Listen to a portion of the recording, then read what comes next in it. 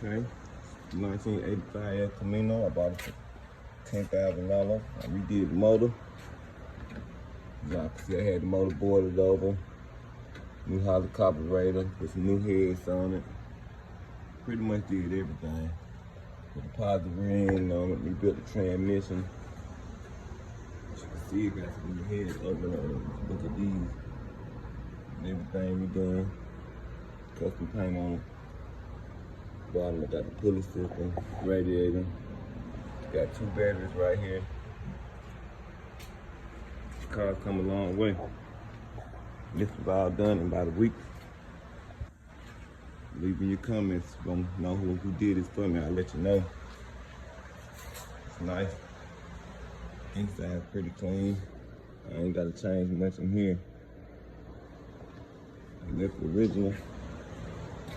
Jacked up on here. Put the seal in the transmission. Good. Keep y'all updated.